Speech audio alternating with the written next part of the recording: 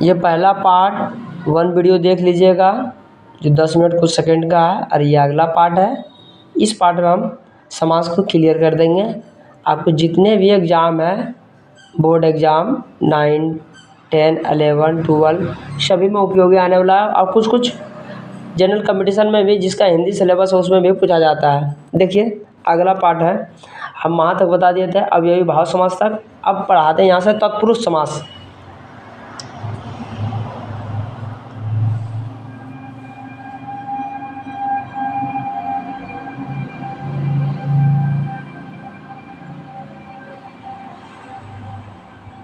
तत्पुरुष समास।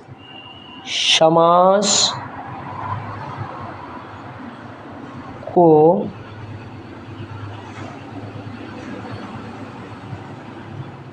विग्रह करने पर कारक चिन्ह लोप हो जाता है। इसमें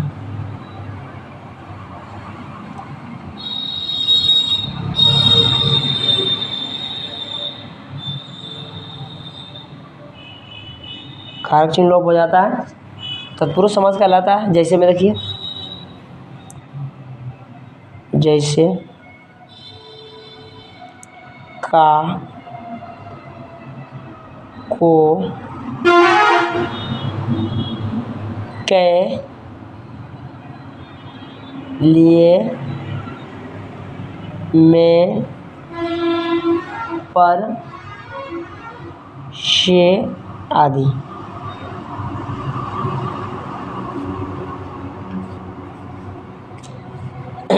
देखिए तत्पुरुष समास को विग्रह करने पर यह कारक चिन्ह लोप हो जाता है।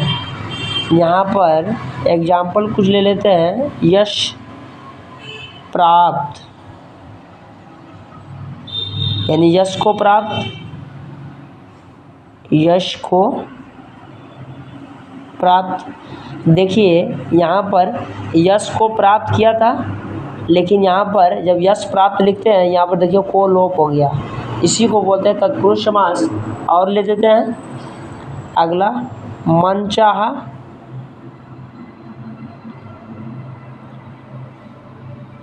मन से चाहा। देखिए यहाँ से इसको जब तोड़ने पर पता चलता मन से चाहा, तो वो मन चाहा, देखिए यहाँ से लोप हो गया। राजपुत्र,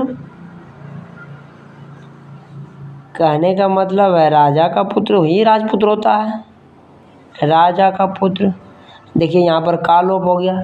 इसको यही इसी के माध्यम से ये जान सकते हैं तत्पुरुष समास को, इसमें विग्रह क्या हो जाता है, लोप हो जाता है।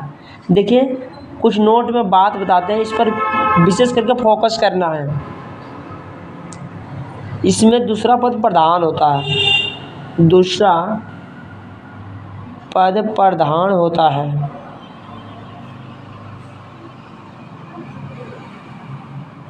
प्रधान होता है। अब चलते हैं तीसरा नंबर में, कर्मधारय समास।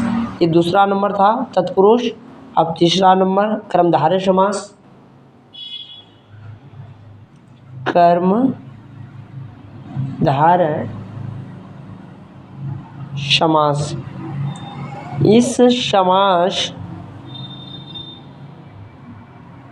इस समास में प्रथम पद दूसरे पद की विशेषता को बतलाता है, दूसरे पद की विशेषता को बतलाता है।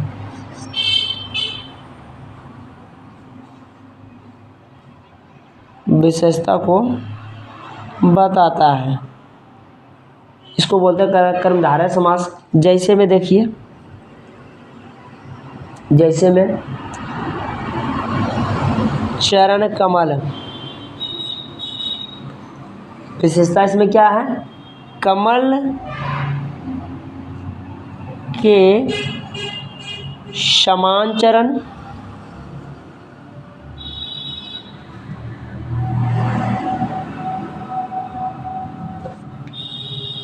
कमल नयन,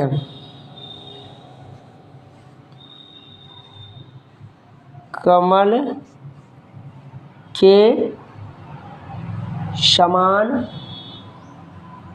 नयन,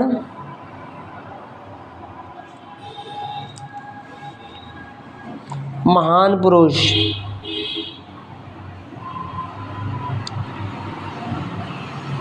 महान पुरुष, महान है जो पुरुष। ऐसे समास को कर्मधारय समास समझेंगे। इसकी कुछ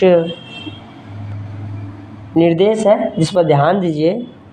दूसरे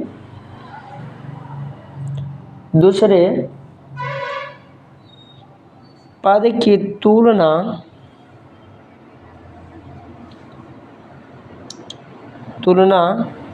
दूसरे पद की तुलना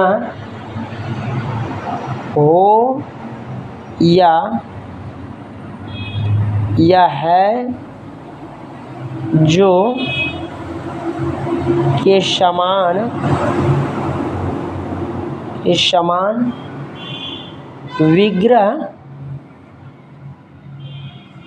विग्रह के समय आए।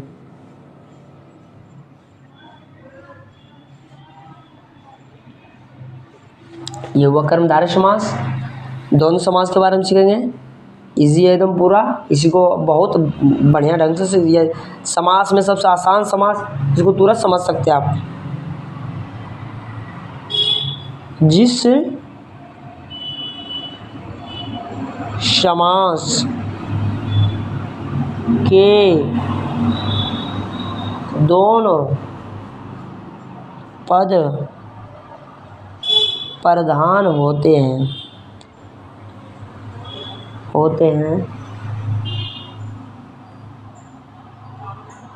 हैं तथा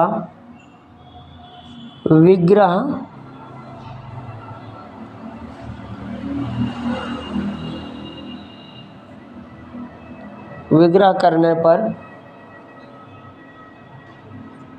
करने पर अथवा एवं योजक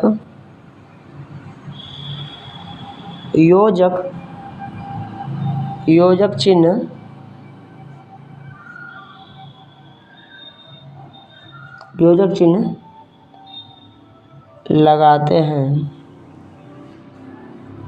वह द्वंद्व समास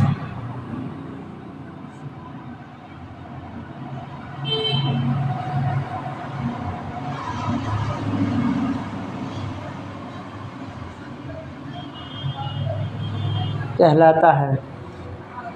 जैसे में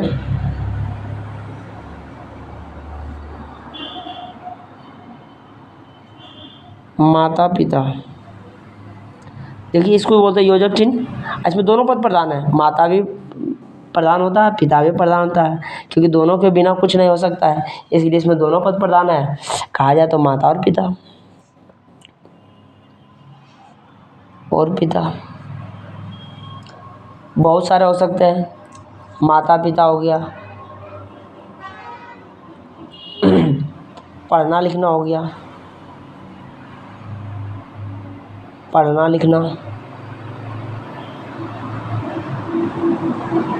पढ़ना और लिखना।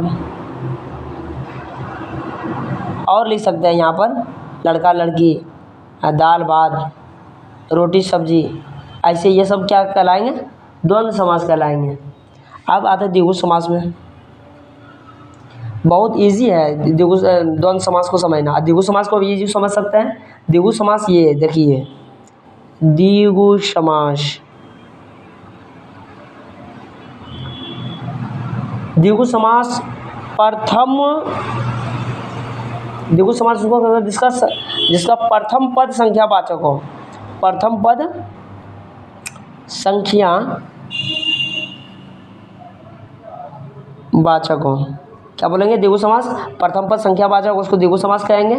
यहाँ पर नहीं लिख रहे हैं द्विगु समास, उसी को कहेंगे प्रथम पद संख्यावाचक को। जैसे मात्र डायरेक्ट समझिएगा, बार बार उतना लिखने की जरूरत नहीं। प्रथम पद को संख्यावाचक, प्रथम पद संख्यावाचक को द्विगु समास कहते हैं। यहाँ पर आप एडजस्ट कर सकते हैं, लिख लीजिएगा, ठीक है। जैसे में लिखेंगे, जैसे में प्रथम पद में क्या आना चाहिए? संख्यावाचक आ जाए। जैसे में तिरंगा, तिरंगा मतलब कहे तो 3 रंगों का समूह।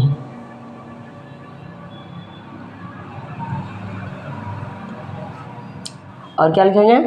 नवरात्र, 9 रात्रियों का समूह।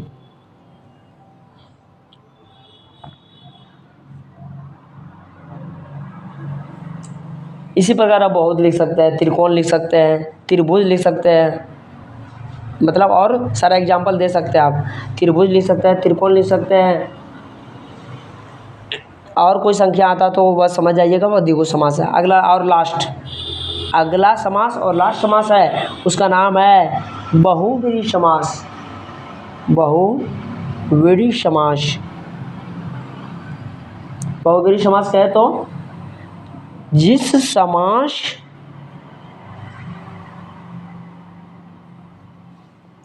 समास के कोई भी पद प्रधान नहीं होता,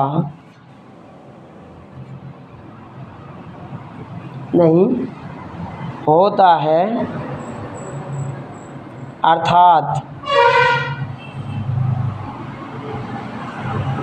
दोनों पद मिलकर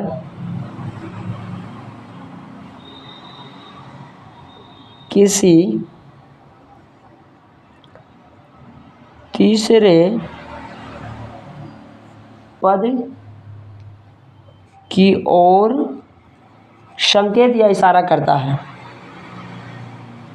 संकेत या इशारा करता है, करते हैं, वो क्या कहलाएंगे? बहुव्रीहि समास। जैसे में देखिए, लंबोदर, लंबा है उधर, लंबा है उधर, उधर जिसका, अर्थात उसको क्या बोलते हैं? गणेश।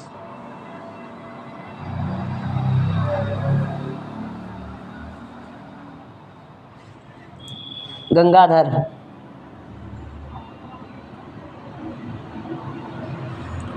गंगा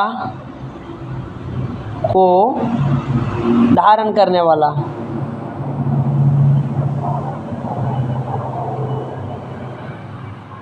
अर्थात शिव।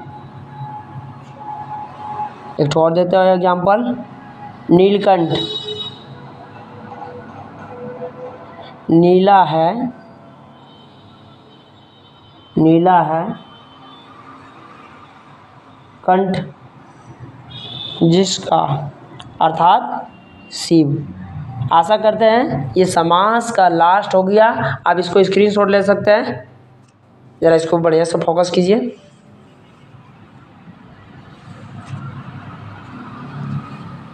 आप इसको स्क्रीनशॉट ले सकते हैं। और इसी के साथ समाप्त हो गया। समास को बढ़िया ढंग से पढ़िए। इंटर, मैट्रिक, 11, 12, BA आदि जो परीक्षाएं में इसका उपयोग होता है, पूछा जाता है। और आशा करते हैं बहुत बढ़िया से समझ आया होगा समास। इजी तरीक़ा से समास को हम मात्र 2 पार्ट में समाप्त कर दिया, ये भी कम समय में। Thank you.